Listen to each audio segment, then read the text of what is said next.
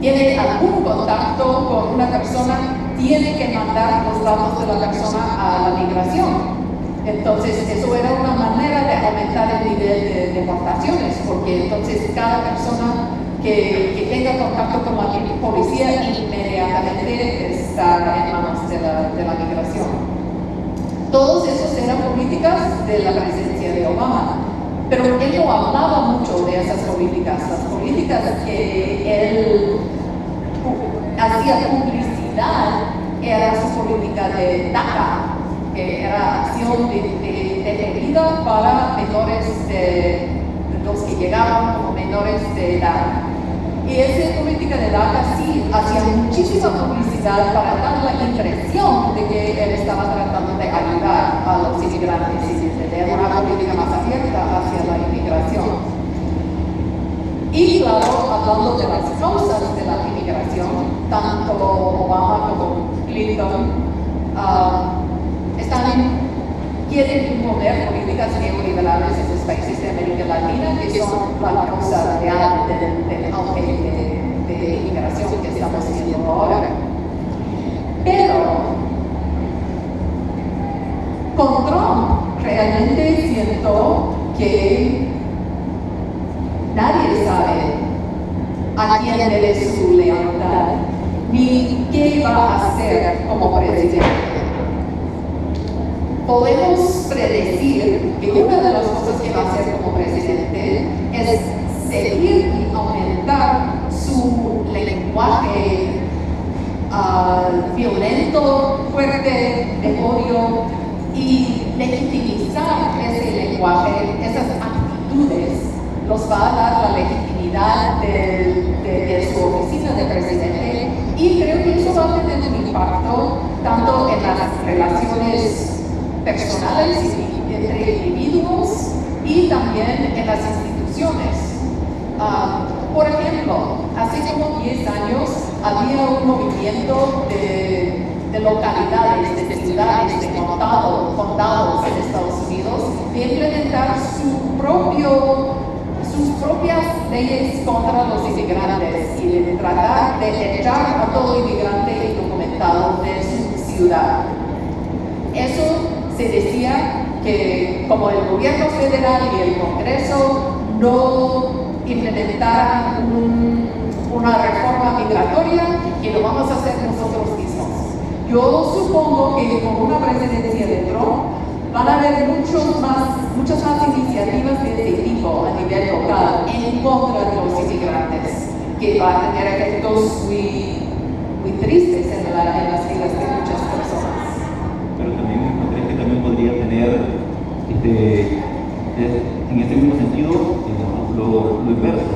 Muchas iniciativas de grupos que trabajan o tratan de defender a los migrantes.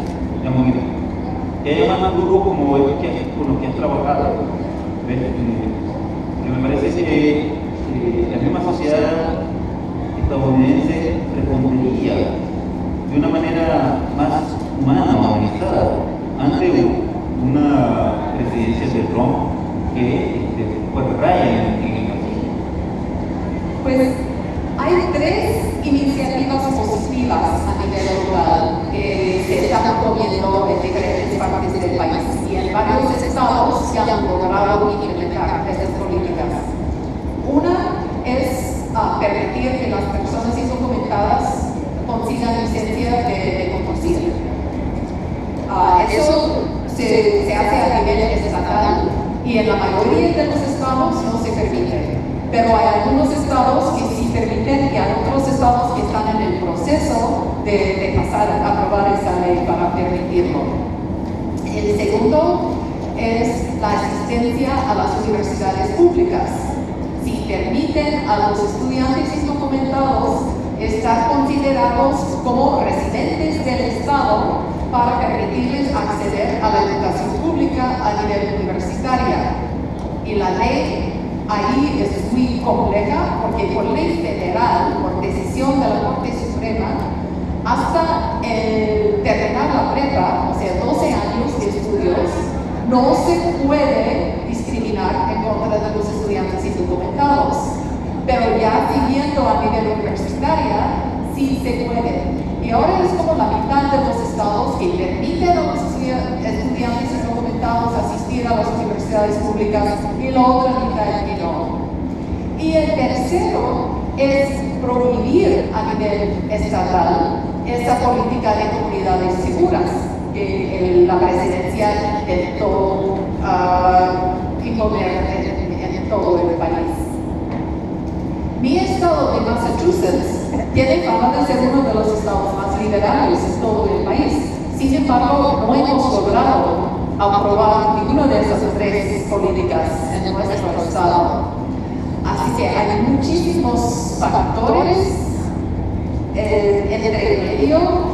Seguimos luchando y espero algún día lograrlo. Vemos que se ha logrado en otros estados, pero a pesar de eso no lo hemos podido hacer nosotros. Pero, o sea, es posible que una presidencia de Trump también movilice más oposición, pero realmente me parece que es muy difícil predecir cómo va a reaccionar la población. Y también debo enfatizar que la mayoría de la población en Estados Unidos en general no está muy politizada, ni en el sentido de la política oficial de votar, de participar en los partidos, ni tampoco a nivel de grupos de lucha, de resistencia, de protesta.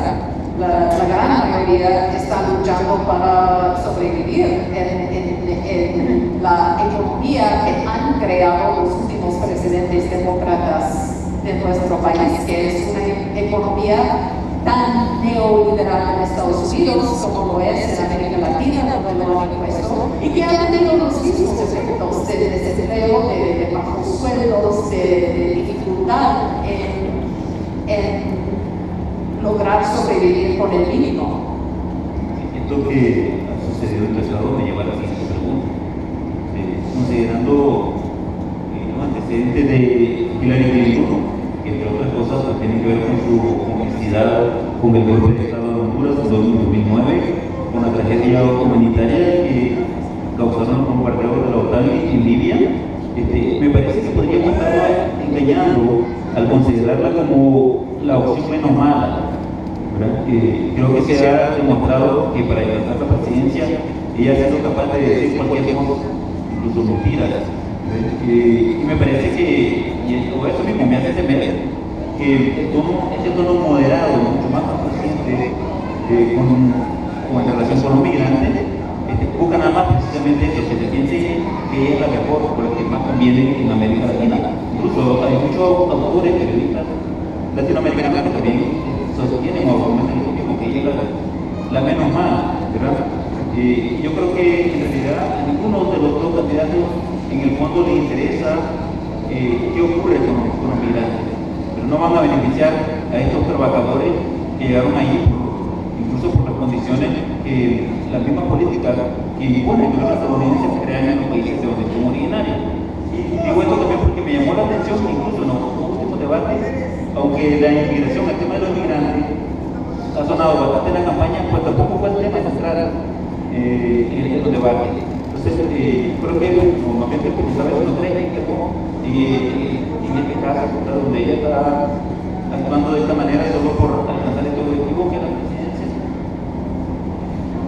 Pues la verdad es que para los grandes intereses económicos en Estados Unidos, la inmigración es muy necesaria y no están en contra de la inmigración. Y los que hablan en contra de la inmigración o en contra de los inmigrantes pueden tener dos propósitos. Un propósito es como buscar como un tipo de populismo, alguna conexión con el público y estar totalmente mintiendo, diciendo que estamos en contra de los inmigrantes, cuando se sabe muy bien que tanto Hillary como Trump y toda la clase política y la clase económica acomodada depende del trabajo de los inmigrantes. La otra razón que les conviene mantener un ambiente de rechazo hacia los inmigrantes es que legitima la explotación de sus trabajadores, legitima la explotación de esa clase de trabajadores. Entonces, ¿tienen algún interés en maldecir a los inmigrantes, en decir que van a hacer algo en contra de los inmigrantes? Pero también tienen mucho interés en mantener la inmigración. En la reforma migratoria que han propuesto varias veces desde los años 80 y en los años 2000, céntricos del centro del Partido Republicano y Demócrata, porque los dos partidos han estado a favor de la reforma migratoria, siempre incluye una parte para un nuevo programa bracero de trabajadores temporales, de visas para trabajadores temporales de México para que vayan a trabajar y que luego sean deportados. O sea, quieren una inmigración y a mediados de los 2005-2006 parecía que se iba a aprobar una reforma migratoria en ese sentido, que iba a ser parecido a la reforma migratoria que aprobaron en 1986 bajo el gobierno de Reagan y con toda la aprobación de la administración de Reagan. ¿Qué hizo esa reforma migratoria? Legalizó a una gran parte de los trabajadores inmigrantes en el país y a la vez lo hizo mucho más difícil que para los que no lograron documentarse, conseguir documentos. Y privilegiaron a los que trabajaban en la agricultura porque reconocían que estos eran tan necesarios para la economía. Las reformas que propusieron en los años 2005-2006 eran más o menos parecidos y si dejaron de aprobar esas reformas, yo creo que fue más que todo por personas como Trump, que crearon con su discurso, con su hablar, con su lenguaje, con su forma de ser, un ambiente tan anti-inmigrante que muchos políticos congresistas sentían que ya no podían votar por la reforma migratoria porque su público lo iban a rechazar si lo hacían. Entonces, por eso yo sí diría que en el caso de estas elecciones y la diferencia entre Hillary y Trump, pues en política exterior realmente siento que no tenemos la menor idea que haría una administración de Trump. Sabemos que haría una administración de Clinton y sabemos que va a ser muy, muy terrible. Pero lo de Trump no sabemos, pero podría ser mucho peor. Pero en cuanto a lo doméstico, yo sí creo que es mucho más peligroso y va a cerrar oportunidades que pueden seguir existiendo. Porque en algún sentido los intereses económicos y políticos de las élites del país coinciden con los intereses de los inmigrantes. O sea, lo que quieren los inmigrantes es trabajar y es lo mismo que quieren los grandes intereses. Así que sí creo que todavía existe la posibilidad de una reforma migratoria. Si va a ser totalmente justa y humanitaria esa reforma migratoria, no. Pero si va a ser mejor que la situación que tenemos ahora, yo diría que sí. Uno de tus libros más recientes se titula Indocumentados, cómo la inmigración se vuelve ilegal. Estoy seguro que seleccionaste ese vocablo no solo por cuestión política, sino porque en el fondo existe un debate, una concepción de cómo considerar a las personas que entran en Estados Unidos sin el correspondiente permiso oficial. Ayer mismo también mencionaste cuando estabas acá un poco de la documentación. A mí me gustaría que nos explicara esa diferencia entre ilegal e indocumentado, que yo creo que es mucho más compleja y profunda de lo que expresa este lema que ahora comienza a repetirse con mayor fuerza, ¿verdad? Y que tiene que ningún ser humano es ilegal. Sí, pues ese lema lo escuché por primera vez en los años 80, cuando se hablaba de los refugiados centroamericanos que estaban llegando al país, casi todos sin documentos y sin posibilidad de conseguir documentos. Que ningún ser humano es ilegal. Y me parece muy profundo y muy importante esa idea. Y la palabra ilegal se usa como forma de insulto en Estados Unidos.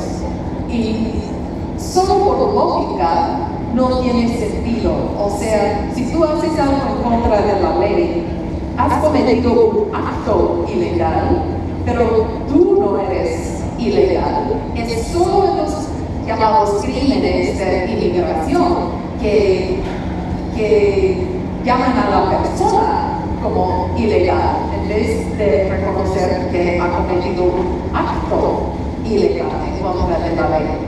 Pues la palabra indocumentado también tiene sus críticas. Hay personas que critican esa palabra porque muchas de las personas llamadas indocumentadas tienen documentos de algún tipo. O sea, si son de Guatemala, por ejemplo, tienen su pasaporte guatemalteco, tienen documentos guatemaltecos, o que no tienen, son documentos que le den permiso para estar en Estados Unidos. Sin embargo, la palabra indocumentado ha sido adoptado por la mayoría de las organizaciones y de los movimientos para los derechos de los inmigrantes, con esa idea de que ningún ser humano es ilegal. Y el problema de la indocumentación se puede resolver. O sea, si tú no tienes documentos, pues te dan documentos y ya no eres indocumentado. Y por eso llama la atención al tema de los documentos y a lo arbitrario que es. Decir que, bueno, uno tiene documento, otro no tiene documento. Así que a mí me parece esa palabra la más adecuada. Mencionamos que, digamos, para el sistema, en realidad, conviene o le favorece este tipo de inmigrantes. Que eso facilita su recuperación. Yo quería llamar la atención sobre la doble moral o doble estándar que utiliza este gobierno estadounidense, que por un lado condena y reprime la llamada migración ilegal, sobre todo provenir